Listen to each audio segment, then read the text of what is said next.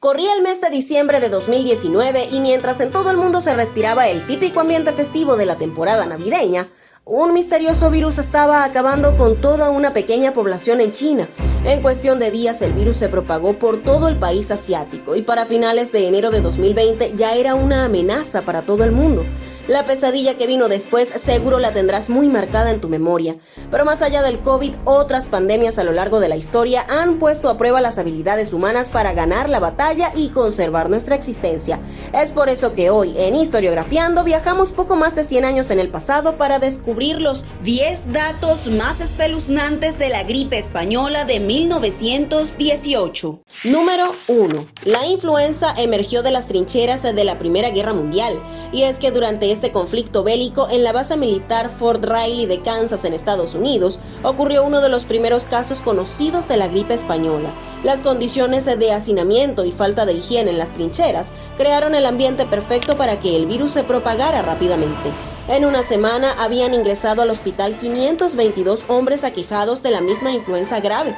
Poco después el virus se propagó a otros estados de Estados Unidos como Virginia, Carolina del Sur, Georgia, Florida, Alabama y California, así como también a los buques de la Marina anclados en la costa este.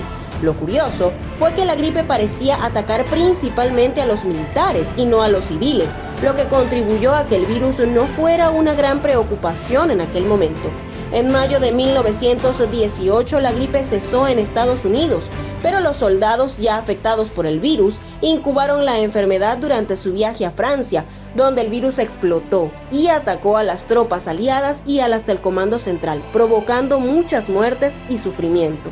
Al mismo tiempo, en el territorio europeo y en plena guerra, los estadounidenses caían enfermos con fiebre de 3 días o la muerte púrpura, los franceses padecían de bronquitis purulenta, los italianos eran diagnosticados con la fiebre de las moscas de arena y los alemanes sufrían con la fiebre de Flandes. No importaba el nombre que se le diera, el virus atacaba a todos por igual.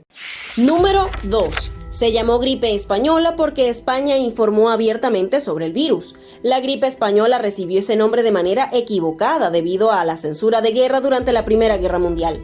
A pesar de que tanto las fuerzas aliadas como las del Comando Central habían sufrido grandes pérdidas debido a la gripe, restringían la información para que no llegara al enemigo. Sin embargo, los periódicos españoles hablaban abiertamente de los millones de españoles que habían muerto a causa de la gripe, y esta información llegó a todos los periódicos del mundo. España se sintió ofendida por el nombre poco halagador y acusó a Francia, alegando que la enfermedad había venido de los campos de batalla franceses y había llegado a España a través del viento. Pero, aunque el nombre es erróneo, ha perdurado hasta nuestros días. Número 3. La influenza de 1919 tuvo un impacto desproporcionado en las clases bajas.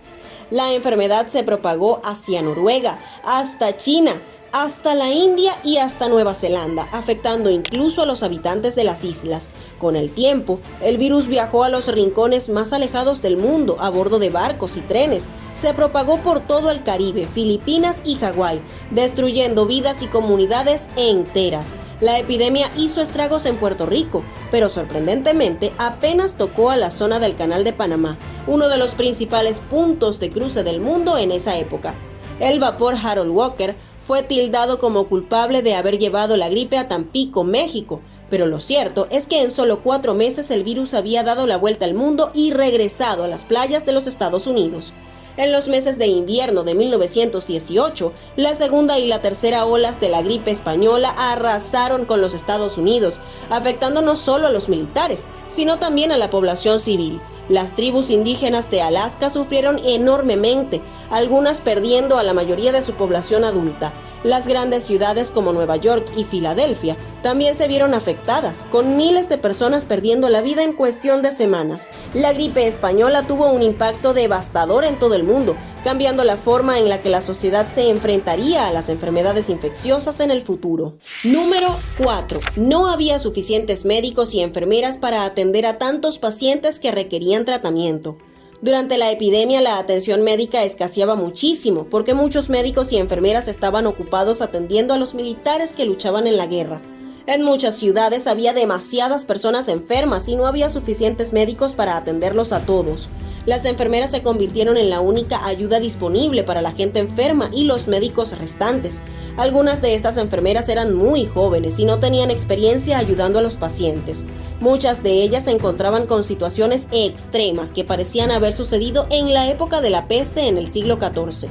Por ejemplo, una enfermera encontró a una mujer que acababa de dar a luz a mellizos, pero su esposo acababa de fallecer en la misma habitación. La mujer no había comido desde hacía 24 horas y solo había ingerido una manzana que estaba a su alcance. En esa época los médicos no tenían las herramientas necesarias para encontrar la cura de la gripe y hacer una vacuna. Además, los pacientes que superaban la gripe morían más adelante a causa de una infección secundaria, como la neumonía bacteriana, teniendo en cuenta que la penicilina no existiría sino hasta una década más tarde. Número 5. Se aplicaron controles sociales estrictos para evitar la propagación. A causa de la enfermedad, la vida de las personas quedó en suspenso. Quizá esto te suene conocido, y es que en la ciudad de Boston, el gobierno decidió cerrar las escuelas, bares y otros lugares públicos con el fin de limitar la propagación de la enfermedad. En cambio, en la ciudad de Chicago, los policías tenían la labor de arrestar a cualquier persona que tosiera o estornudara en lugares públicos.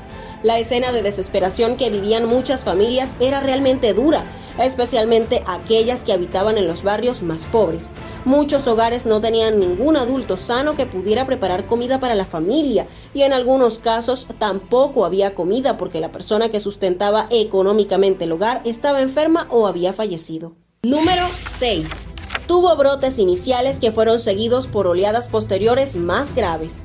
En este periodo de epidemia no había vacunas ni pruebas disponibles para luchar contra la enfermedad, por lo que se esperaba que el verano detuviera su propagación. Sin embargo, llegó una segunda ola de la enfermedad que resultó más mortal que la primera.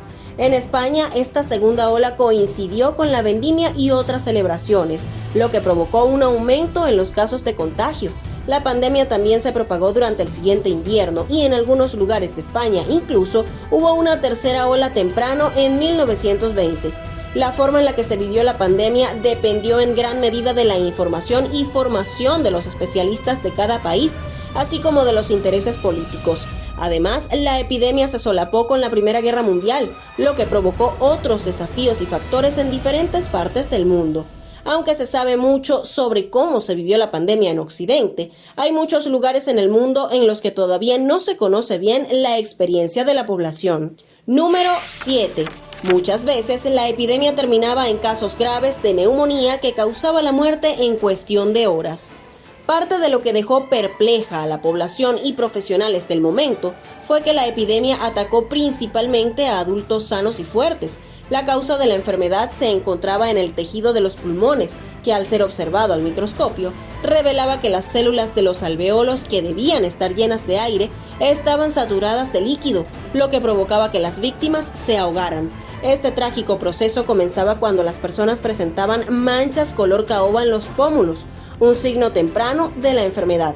Luego, después de algunas horas, el color se volvía negro azulado, lo que indicaba que el cuerpo no estaba recibiendo suficiente oxígeno.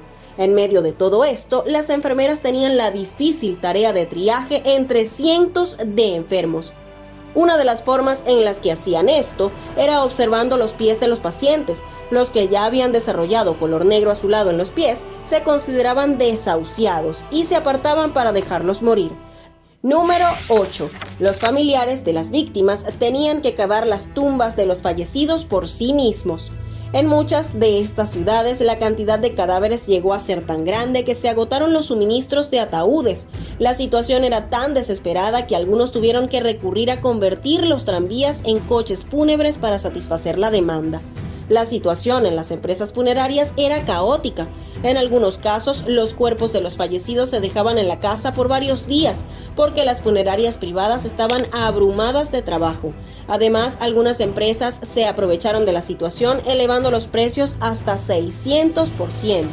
También hubo reportes de que los empleados de los cementerios estaban cobrando precios excesivos por los entierros y obligando a los familiares a cavar las fosas para sus seres queridos. Esta epidemia puso a prueba a muchas ciudades y expuso las debilidades del sistema sanitario. Las empresas funerarias no estaban preparadas para hacer frente a una crisis tan grande y las familias ya en situaciones difíciles se veían obligadas a enfrentar costos adicionales y a condiciones de trabajo indignas. Número 9. La pandemia de 1918 mató a millones de personas en todo el mundo. Las personas murieron en grandes cantidades, especialmente en India, donde fallecieron entre 12 y 17 millones de personas. En Gran Bretaña, Estados Unidos, España y Argentina también hubo muchas víctimas mortales. De hecho, se estima que entre el 10% y el 20% de las personas que se infectaron con la enfermedad murieron. Número 10. La influenza española se fue de la misma forma como llegó. Todos los expertos están de acuerdo en que la pandemia de la gripe española terminó en todo el mundo alrededor del año 1920, cuando la sociedad adquirió una inmunidad colectiva a la enfermedad. Sin embargo, el virus nunca desapareció por completo y se han encontrado trazas de él en otras gripes. Algunos expertos en la materia, de hecho, han dicho que la gripe española continuó apareciendo en mutaciones y adquiriendo material genético de otros virus. Incluso otros virus posteriores, como el de la gripe pandémica de 2009, contenían elementos genéticos del virus de la gripe española. Además, durante la pandemia de la gripe española, los mayores de 30 años tenían mejores tasas de supervivencia. Se cree que esto se debió a que habían convivido con la gripe rusa de 1889 a 1890 y habían desarrollado cierta inmunidad al virus de la gripe. Hasta aquí llegamos con el video de hoy. Recuerda dejar un like y tu comentario si quieres que hablemos sobre otros temas históricos de tu interés. Y si te está gustando este contenido y quieres estar al día con todas nuestras publicaciones, te invitamos a suscribirte y activar la campanita de notificaciones. Nosotros somos Historiografiando, nos encontramos en la próxima historia.